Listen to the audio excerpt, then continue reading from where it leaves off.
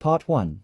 In order to fully appreciate the many tedious complexities that led to the Vietnam War, one must begin perhaps regrettably not in the 20th century, but much, much earlier, in the POI colonial history of the Southeast Asian region, Vietnam. Or rather, the region that would become Vietnam was, for many centuries, a somewhat loosely defined entity, influenced by various neighboring powers, particularly China. Indeed, beginning in 111 BCE, the region was brought under direct Chinese rule, a situation which lasted, with various interruptions and modifications, for over a millennium. It was not until the 10th century CE, after the fall of the Tang dynasty, that Vietnamese leaders were able to successfully reassert a degree of autonomy. This marked the beginning of what historians often refer to as the era of independent dynasties, although, to be accurate, this independence was frequently nominal and often interrupted by Chinese incursions and demands for tribute. Over time, a complex bureaucratic and agrarian society developed, which was, in many respects, modeled on Chinese Confucian ideals. There were exams, there were mandarins, there were rice paddies. It was all very structured.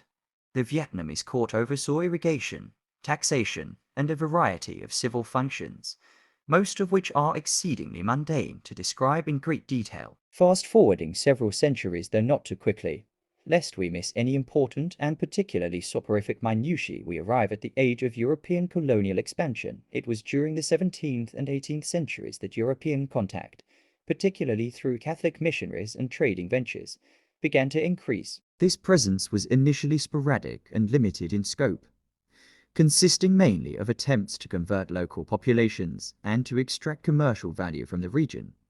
The 19th century, however, marked a distinct escalation in European interest in Indochina, which is a term of French derivation that includes modern-day Vietnam, Laos, and Cambodia. The French, in particular, were drawn to the region's strategic location and the potential it offered for economic exploitation. The seeds of colonial dominance were sown gradually. Through a combination of treaties, force, and opportunistic diplomacy, by 1858, French military intervention in the region became more overt.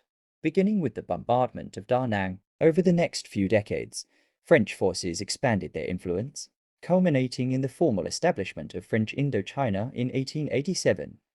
This colonial structure included the territories of Tonkin, Annam, Cochinchina, Laos, and Cambodia. The French imposed administrative reforms, introduced new tax systems, and implemented infrastructure projects, many of which disrupted traditional village life and exacerbated rural poverty. The French colonial regime operated with an extensive bureaucracy. Governors general were appointed, prefects and sub-prefects administered regions. There were countless forms to fill out, reports to file, and memoranda to circulate. The native Vietnamese population, particularly the peasantry, bore the brunt of the economic burdens, while the French and a small class of Vietnamese elites who collaborated with them benefited disproportionately. Throughout this period, resistance simmered. It rarely boiled, it simmered. Occasionally, uprisings would flare up in response to specific grievances, such as heavy taxation or land confiscation. These were usually suppressed with relative ease. However, by the early 20th century, a new kind of resistance began to emerge, one based on modern nationalist ideologies, often influenced by Marxist thought, Pan-Asianism, and the broader currents of anti-imperialist movements around the globe. One notable figure in this period was a young man named Nguyen Shan Kung, who would later adopt the name Ho Chi Minh. Born in 1890 in the province of Ngien, Ho Chi Minh traveled widely in his youth, including stints in France, the United States, and the Soviet Union. During this time, he developed a revolutionary ideology, blending Vietnamese nationalism with Marxist-Leninist principles. In 1930, he helped to found the Indo-Chinese Communist Party, which sought to liberate Vietnam from colonial rule. The party engaged in underground organizing, labor agitation, and various forms of clandestine political activity. The French colonial authorities responded with arrests, imprisonments, and executions. It was, to put it mildly, an unrelenting game of political cat and mouse. The geopolitical landscape shifted dramatically with the outbreak of World War II. In 1940, Japan invaded and occupied Vietnam, while allowing the Vichy French administration to remain in nominal control. This peculiar arrangement, known as the Japanese-French condominium, was characterized by conflicting spheres of influence. Supplies were requisitioned, transportation networks were militarized, rice was diverted from civilian populations to Japanese troops, contributing to a devastating famine in 1945 that killed an estimated 2 million people during this time. The Viet Minh, a coalition of nationalist and communist forces led by Ho Chi Minh, gained strength. Operating from remote mountain bases, they conducted guerrilla operations against both the Japanese and French. Their ranks swelled with disaffected peasants, students, and former soldiers. In August 1945, following the Japanese surrender in World War II, the Viet Minh seized the opportunity to stage what is known as the August Revolution. They took control of Hanoi and declared the independence of the Democratic Republic of Vietnam on September 2, 1945. Ho Chi Minh delivered a speech modeled on the American Declaration of Independence, appealing to both anti-colonial sentiment and Cold War realpolitik.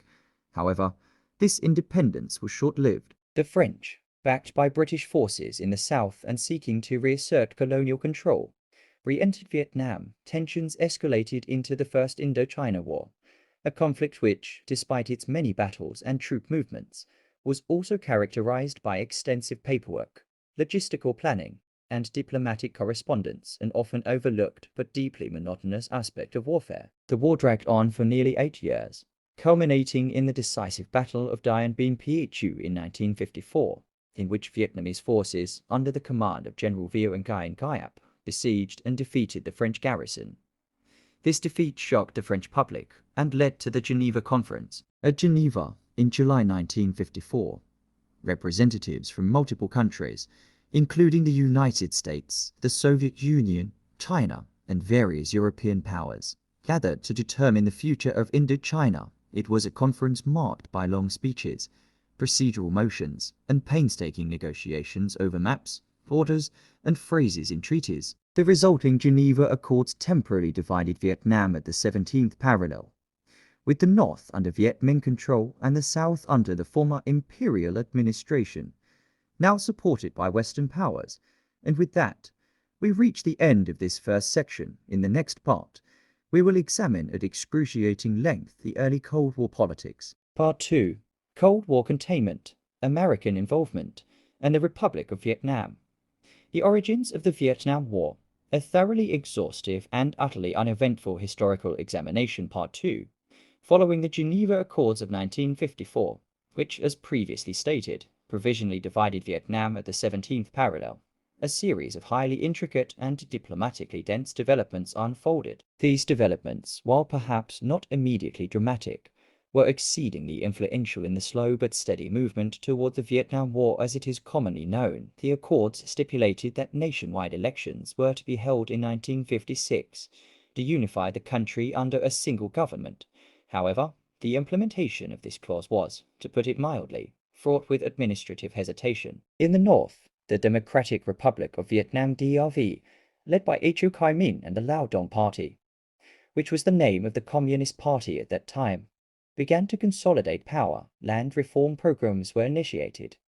Cadres were deployed to rural areas. Revolutionary committees were established.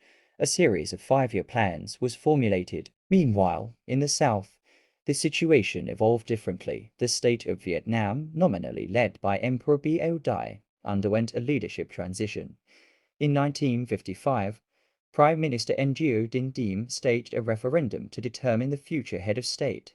The referendum was organized, administered, counted, and certified by Diem's government. It resulted in Diem receiving an implausible 98.2% of the vote, with reports of some districts recording more votes than registered voters. This event, while technically classified as a political process, could also be described as a statistical curiosity. As a result, Ngo Dinh Diem declared the establishment of the Republic of Vietnam, or South Vietnam, on October 26, 1955, and assumed the presidency. The United States, under President Dwight D. Eisenhower, quickly recognized the new republic and began offering military and economic aid. This aid was channeled through an increasingly complex network of advisors, consultants, and diplomatic channels. The rationale for US support was largely grounded in the geopolitical doctrine of containment, a strategy articulated by American diplomat George F. Kennan in 1947. Containment held that the spread of communism anywhere represented a threat to democratic societies everywhere, and therefore must be halted through strategic resistance. To this end, the Military Assistance Advisory Group MAAG, originally established to support the French, was redirected to assist South Vietnam. American officers advised their Vietnamese counterparts, reports were filed, charts were drawn, budgetary allocations were made in Washington, reviewed by committees, and approved after procedural debate. President Diem, a devout Catholic in a predominantly Buddhist country, pursued a policy of administrative centralization and anti-communist repression. His government established the Khen Lao Party, the secretive political organization that operated behind the scenes to ensure loyalty within the bureaucracy. Security measures included arrests of suspected communists. By the late 1950s, resistance in the South had begun to coalesce. Many insurgents were former Viet Minh fighters who had remained in the South following the Geneva Accords, expecting national elections when no elections occurred, and with Diem's US-backed government entrenched, opposition moved from rhetoric to action. In 1960, this opposition formally organized as the National Liberation Front NLF, commonly called the Viet Cong. The NLF established a parallel government in rural areas, collected taxes, conducted propaganda operations, and initiated guerrilla warfare.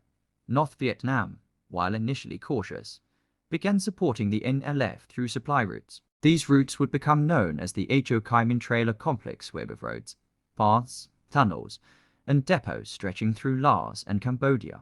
The trail was neither a single path nor entirely above ground, but rather a manually constructed logistical network that grew increasingly sophisticated over time. The US response to these developments was gradual but increasingly committed. Under President John F. Kennedy 1963, American involvement deepened. Kennedy authorized thousands of additional military advisors, bringing total US personnel to over 16,000 by 1963. These advisors compiled extensive documentation, situation reports, intelligence briefings, and diplomatic cables. Kennedy also approved the Strategic Hamlet Program, which aimed to isolate rural populations from Viet Cong influence by relocating them into fortified villages. Implementation was inconsistent, often causing resentment as traditional homes and farmlands were disrupted. Fences were erected, watchtowers were built, forms were filled out in triplicate. As security deteriorated, internal dissatisfaction with Diem grew, particularly among South Vietnam's Buddhist majority. Protests erupted, monks self-immolated in dramatic public demonstrations. The crisis reached a point where US policymakers questioned Diem's viability as a partner. Covert discussions about alternatives began in Washington. In November 1963, South Vietnamese generals carried out a coup. President Diem and his brother Ngo Dinh Nhu were arrested and assassinated. The US role remains debated, with declassified documents suggesting varying degrees of complicity. President Kennedy's assassination weeks later further complicated the political landscape. New President Lyndon B. Johnson inherited a volatile situation. South Vietnam's government underwent rapid leadership changes, military juntas came and went, civilian cabinets formed and dissolved. Elections were held, postponed, and disputed. This instability resembled, in bureaucratic terms, the erratic movement of a weather balloon in high winds. Meanwhile, Viet Cong insurgency grew stronger. Attacks increased. Rural areas fell under NLF control. The Saigon government struggled to maintain authority outside urban centers.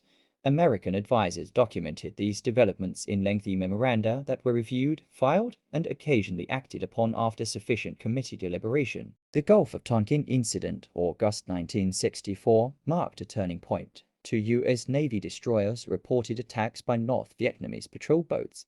Details remain contested. Investigations suggest one attack may not have occurred. Nonetheless, President Johnson used this to secure the Gulf of Tonkin resolution from Congress. This resolution granted broad authority for military force without formal war declaration, an enabling statute allowing executive action with minimal oversight.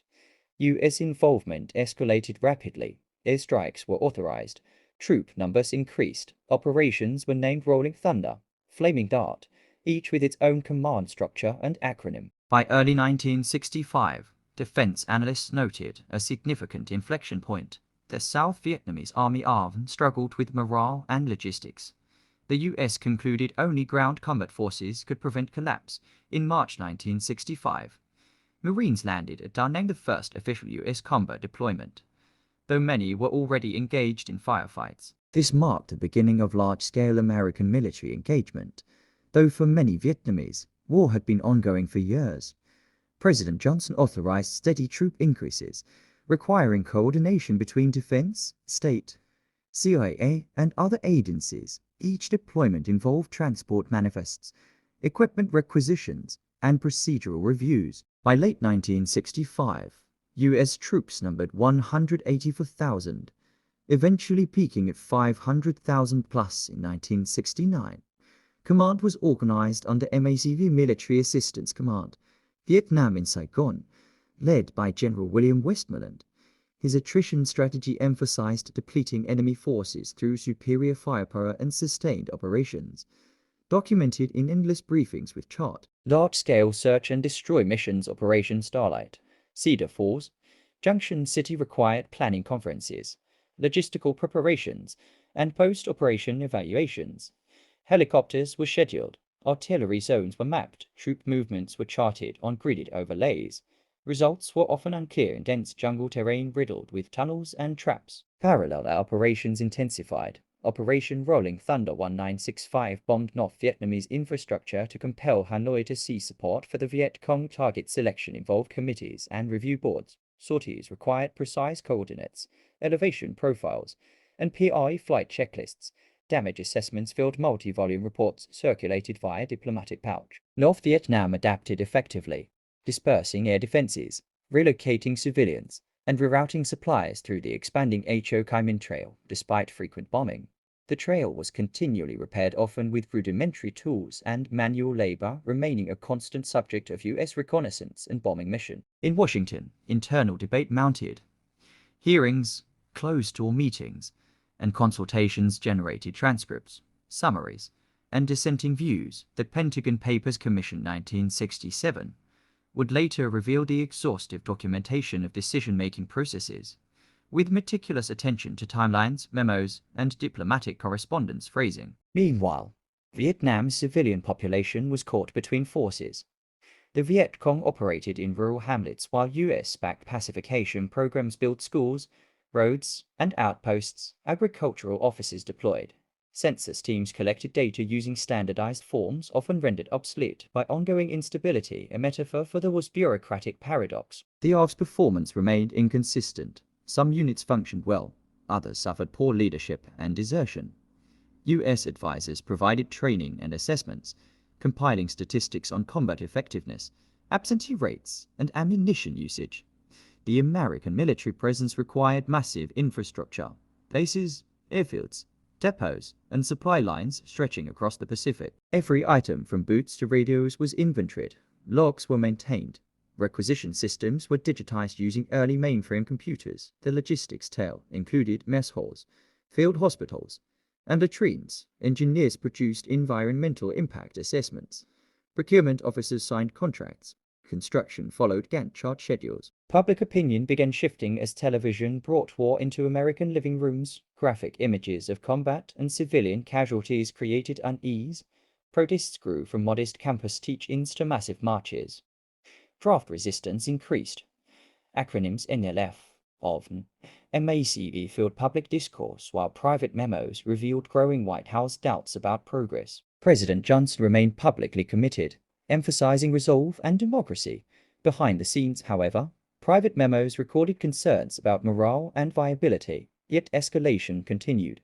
Quarterly troop deployments, annual appropriations, and monthly metrics, body counts, hamlets secured, bomb tonnage, all meticulously documented. Despite massive efforts, no decisive victory emerged. Viet Cong and North Vietnamese forces avoided conventional battles, employing guerrilla tactics, booby traps, ambushes, and night raids strained U.S. units, hearts and minds. Campaigns deployed leaflets and loudspeakers, while the Quds Program 1967 bureaucratized pacification efforts. Quds Civil Operations and Revolutionary Development Support exemplified bureaucratic intensity integrating civilian or military efforts with personnel from USAID, CIA, and state. Coordination meetings were endless. Quarterly reports contained budget lines and performance metrics.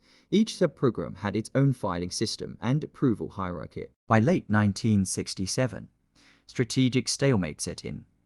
American forces engaged across vast areas, taking ground, losing it, retaking it. The human cost rose exponentially.